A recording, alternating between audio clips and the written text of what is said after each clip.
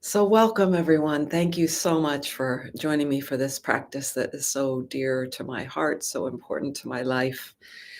I got a cloudy day this morning in our sunroom, so I love having this opportunity to light a candle. Candle for me makes this space a little precious. This one was one I had gifted my mom, and so it has extra special meaning for me as well. So, yes, we're here through Sun and Moon Yoga Studios portal.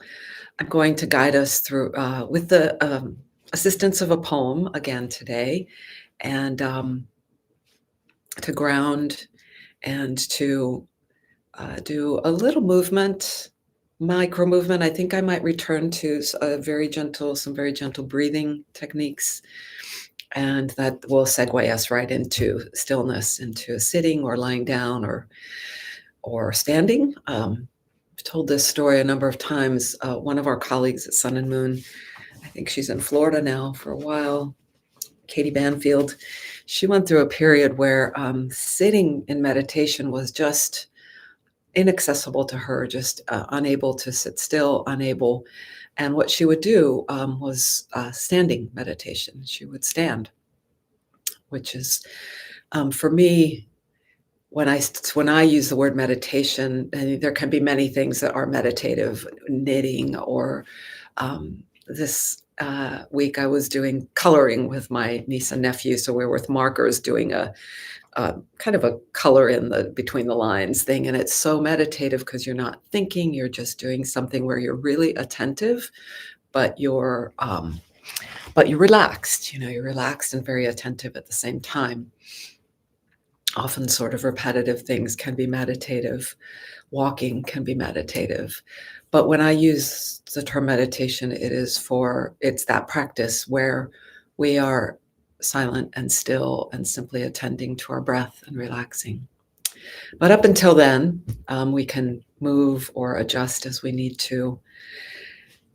So I titled this Dancing with Myself today, and that is a theme that those of you of a certain age might remember and enjoy the Billy Idol song. I'm not sure if he wrote it. I've seen other artists do it, perform it. But anyway, it's the idea is we're always in relationship to everything in our world, in our life. And in particular, something I'm interested in my own practice is becoming more and more attentive to the relationship I have with myself, the self-talk, the various the ways I treat myself. That's part of my journey now. So inquiry, and it's part of the inquiry process. And inquiry again is more active than meditation, sitting still. So I'll include that a little bit in the poem and how we practice today with that attentiveness toward embracing what is happening in the subtle things that are happening with us.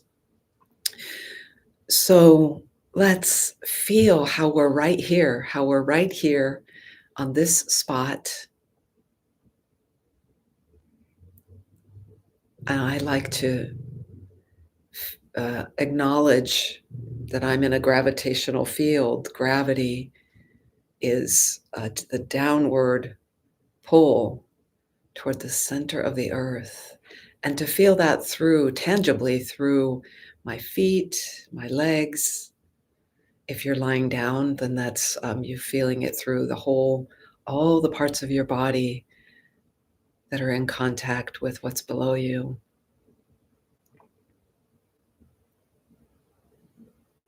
I have 3 pointers that my teachers presented, and I use them so often to help me realize that I'm present, help me get present, which you always are, but we're just not attending to it.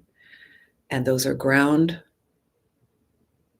sound, breath.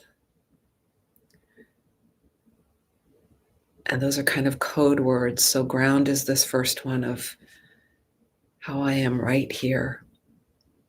And this I do this frequently through the day, wherever I'm standing, sitting, walking, reaching, kind of feeling through the body how this gravitational force that's pulling downward connects me to the floor, to the sidewalk, to the chair.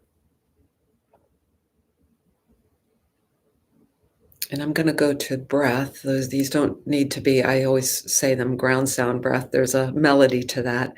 I usually go to ground first, that one, because I just feel that I'm not in, so often I'm in my head in this alternate reality, or what's it called? Virtual reality. It's a partial reality. It's true, but it's not the whole thing. And it really robs me of uh, that quick portal to presence that my body offers. And so, as we're feeling gravity, we may also, by tapping into the breath, start to feel the complementary force of levity, the equal and opposite force, if we are taking Newton's guidance. And so we can really start to feel a steadiness.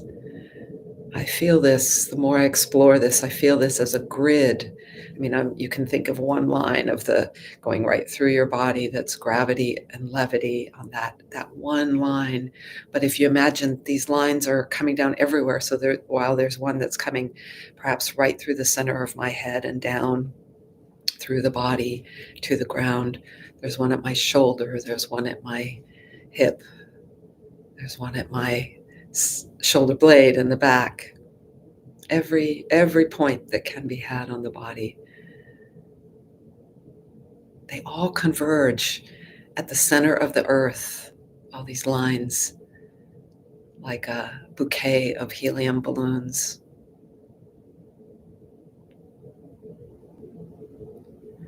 So breath, as we further delight in our breath, acknowledge it, allow it, let your body soften more and more in all the breathing spaces, the throat, the chest containing the lungs, the diaphragm area, the belly, any space where you can feel that the breath comes in and fills spaces, fills, and then that filling pushes other soft organs. And so we can feel the breath all the way down to the pelvic floor. And even as we exhale, can we stay relaxed? And in a sense, let ourselves be breathed, as we've often been counseled by our teachers.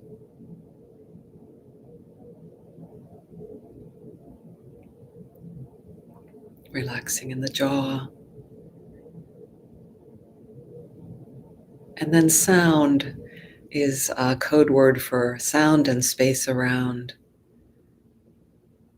And so listening, at the same time we're sensing ground, gravity, levity, we're sensing our breath, and we're listening. And so this opens up our consciousness to be aware of something out there arriving in here, the temperature of the room, the consciousness of the walls and windows around, the floor. And farther, I've got the blinds drawn in this room, but if I look out the windows, I'd see trees, other houses. Beyond that, more houses, a school, the sky, out toward infinity.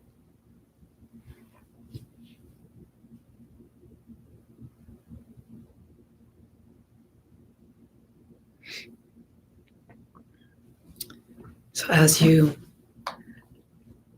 immerse yourself in ground, breath, and sound, let me read a poem new to me from Mary Oliver. It came from two separate sources sent me this, so it's a sign, certainly. And I'm liking this poem for the fact that it includes gravity and for the fact that it, um, well, all of so much poetry and Mary Oliver in particular has us really pay attention to what is here right now, and so that we are in relationship to whatever is here now, a thought, a discomfort, a joy, and so on. Let her speak. Mysteries, yes. Truly, we live with mysteries too marvelous to be understood. How grass can be nourishing in the mouths of the lambs. How rivers and stones are forever in allegiance with gravity, while we ourselves dream of rising. How two hands touch and the bonds will never be broken. How people come from delight or the scars of damage to the comfort of a poem. Let me keep my distance always from those who think they have the answers. And let me keep company always with those who say, look, look and laugh in astonishment and bow their heads. I will copy this into the notes so you can have that and read it again in a little bit later.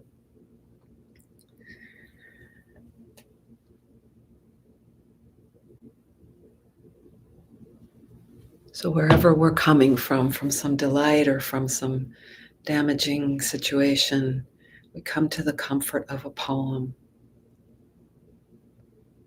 And a poem, in an artful way, engages us in a sort of immediate way with a description of what is. And this is the important in this relationship with ourself.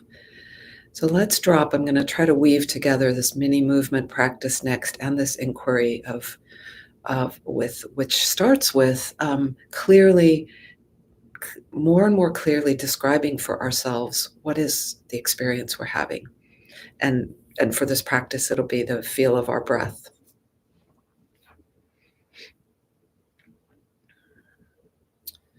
So this is the mini movement as we begin to really feel breath. And I like to often put my hands on my belly, maybe one hand on heart and lung area and belly. And just to, for a couple reasons, I used to really focus on how putting hands on body to sense breath or sense movement or whatever sensations are in there, that because our hands are so nerve rich, our lips, our eyes, our ears, our feet and hands are especially dense with nerve endings that help report back.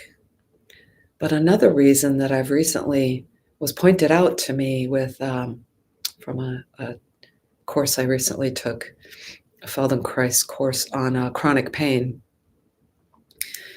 was that we actually kind of mimicked with our hands, not even touching but close to our body, kind of mimicked the breath's expansion and then coming closer in as we breathe out, that release, contraction. Yeah, so let's go with that with our breathing. And you could either have your hands on your body or a little away, even a few inches away, and allow for this mirroring or flowing with of the hands. And what that offers us is a sort of dancing with, of realizing these hands, while they seem to be on the end of these long limbs, so far from where the breath enters through the nostrils, trachea, lungs, etc., but that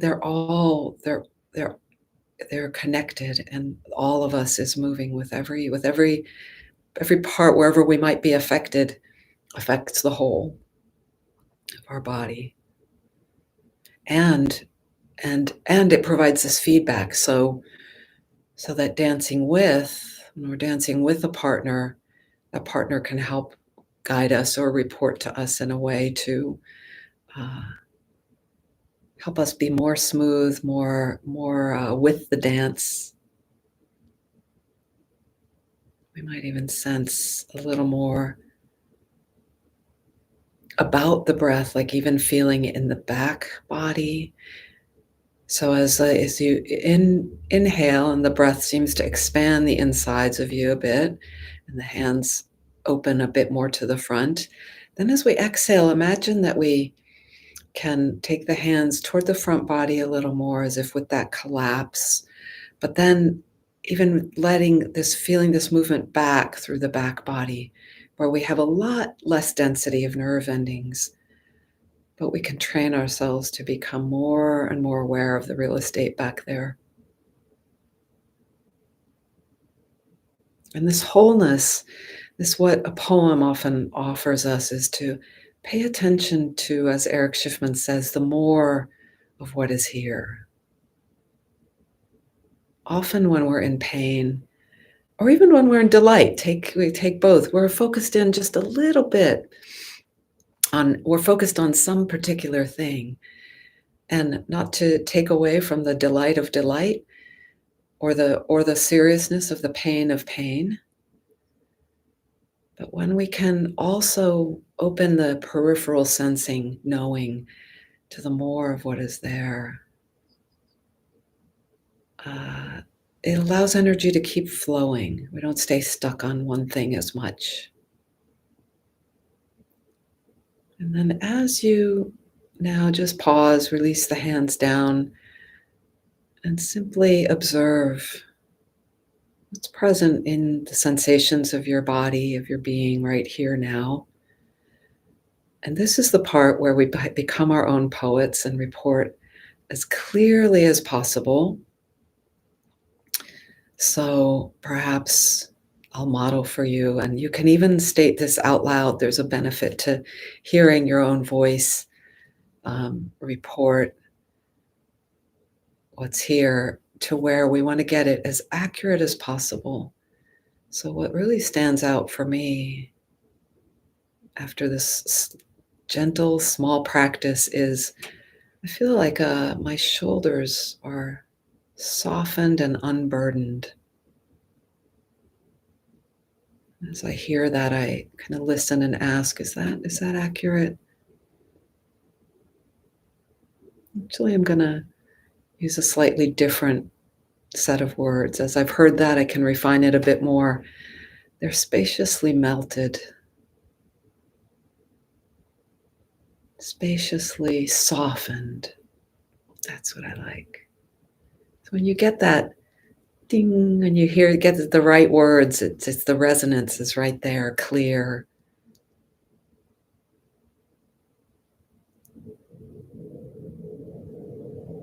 And then you might notice something else. I'm also noticing a freedom in my belly.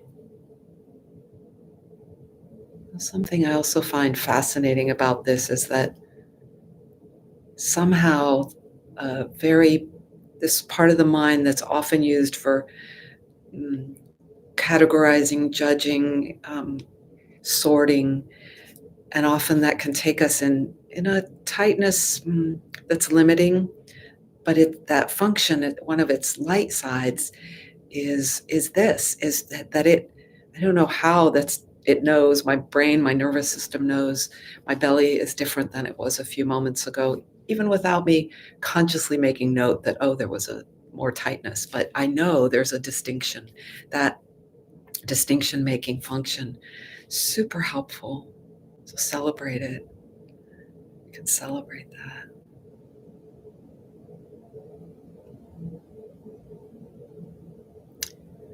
And so these functions of centering ourselves that we spent the first like 10 minutes on, and then these next 10 minutes of listening to the poem and feeling our breath, moving with our breath, having our hands move with the torso a little bit. All these can be tools that we use in the sitting, that we can use to help ourselves find the present moment, to kind of re-anchor there as we sit, as we aim for stillness. and silence. I'm just going to take a sip of tea before we do that. And so again, you might choose to stay right where you are. Maybe again, you are lying down. Maybe you are on your side on the ground in seed pose. Maybe you're sitting like me. I'm on a couch. Maybe you're on the floor or in a chair. And the practice might have just delivered you right to a meditative state.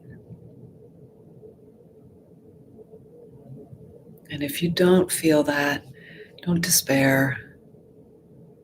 It gets easier with practice, and then even as we've done this practice for years and years and decades, we're ever challenged. And we need to come back to that beginner's mind. So let's start our silent, still sitting or lying. Start it with a bow and start my timer for about 8 minutes. And I'll start off reading the poem again and just let yourself lightly listen as you relax,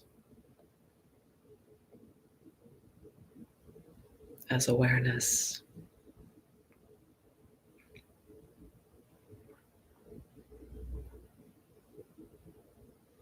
Truly, we live with mysteries too marvelous to be understood. How grass can be nourishing in the mouths of lambs. How rivers and stones are forever in allegiance with gravity, while we ourselves dream of rising. How two hands touch and the bonds will never be broken. How people come from delight or the scars of damage to the comfort of a poem. Let me keep my distance always from those who think they have the answers. Let me keep company always with those who say, "Look," and laugh in astonishment and bow their heads.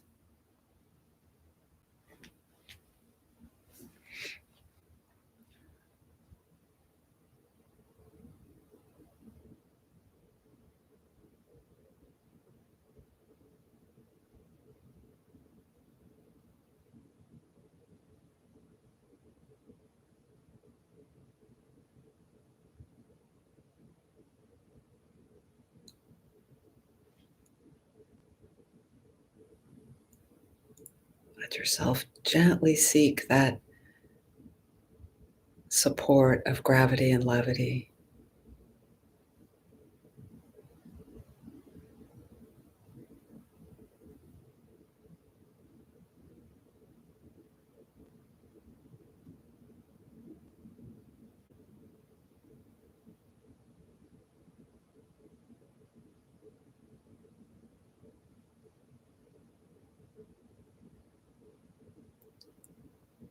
Let yourself entertain the possibility that everything that comes to you is yours.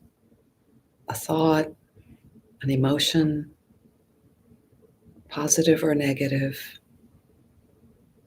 And this practice here of sitting still with all that comes, that sometimes feels friendly and sometimes feels aggressive and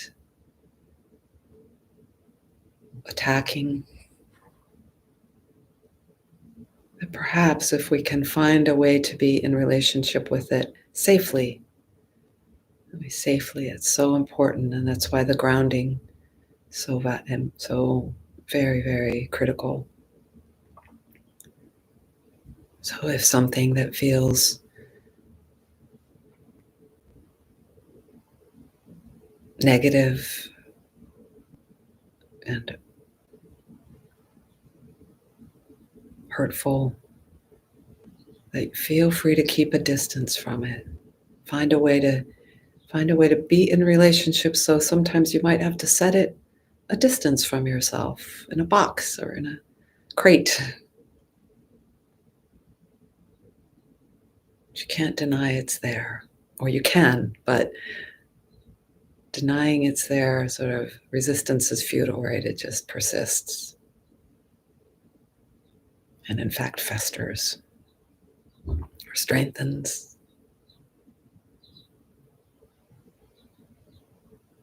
But also, like our hands within the breathing practice, our hands are with us in movement, kind of, and showing us that there's more. The softening of the outer corners of the eyes to sort of allow, allow.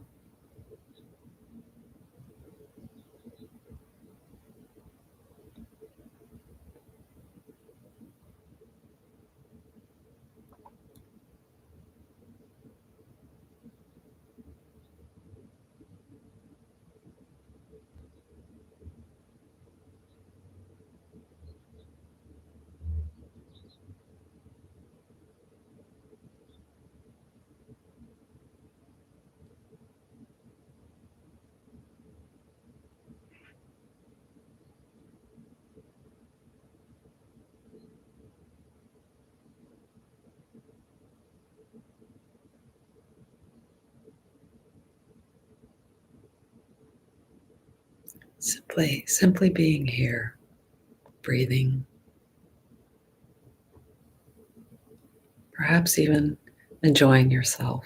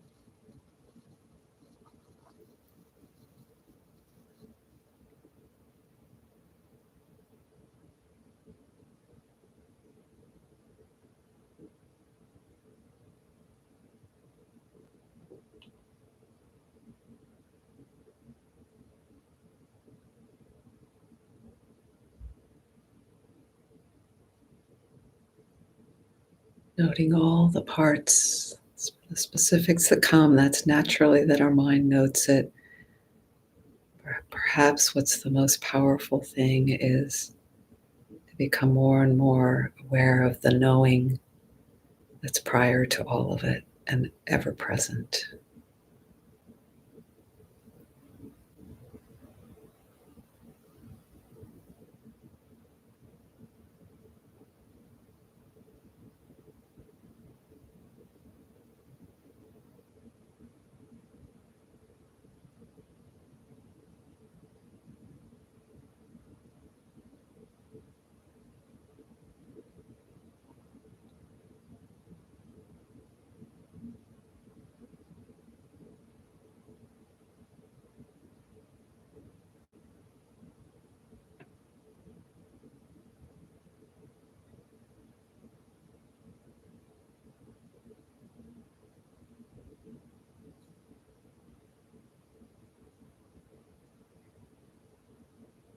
Another couple breaths together.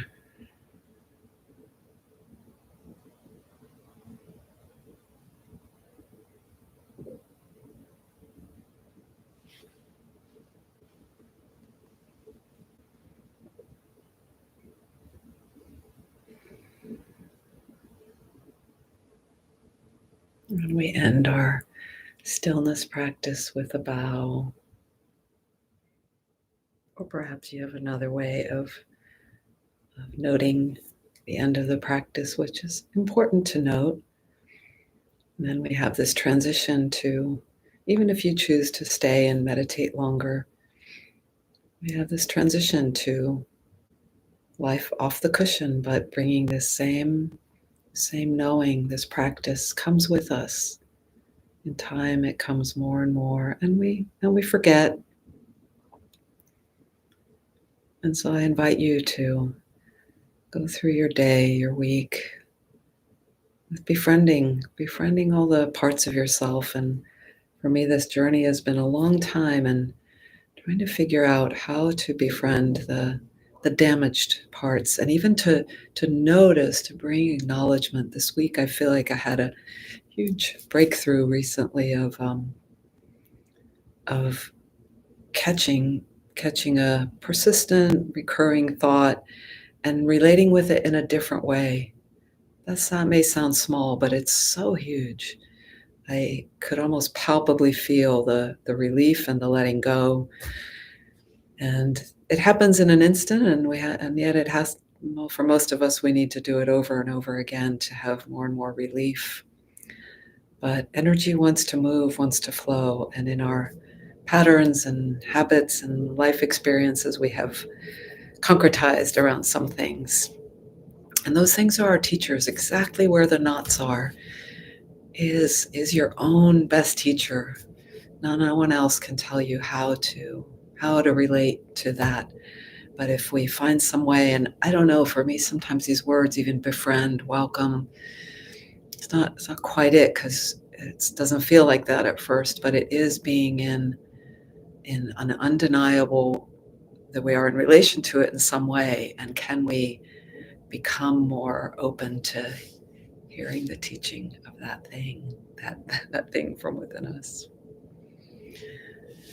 Thanks again for joining me. Check out our website, sunandmoonstudio.com, for all the offerings we have. If you're interested in this genre of, well, you may be interested in a more rigorous physical practice, and we offer those, more heating and warming and toning, but all of them are still infused. We share this dedication to practice of yoga, of I was trying to remember, as one translator of the Yoga Sutras that I loved, Chip Handcraft, translated it as it is the not the stilling of the mind as sometimes we think of, but as the um, beginning to notice our habitual patterns and so yeah, I'll have to look that up again, the specifics, but I really like that he framed it that way. It's so important. We can't just come bulldozing in and change. It doesn't work that way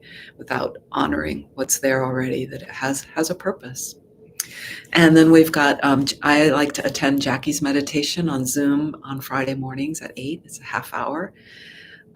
Wednesday evenings, we've got a meditation with Christine. And we've got various yin classes and restoratives as well as many others, visiting teachers, and also a great variety of teachers sharing their knowledge. I'll give you a glimpse of the meditators next to me again. Tommy's our cat, the friendlier one, and Rock the dog. Thank you so much. Thanks, Steve, for joining. Thanks, Tanya, for signing up this week. Thank you. I know that Lisa's often there, Nancy, and so many of you. Thank you so much. Ciao, ciao. See you around.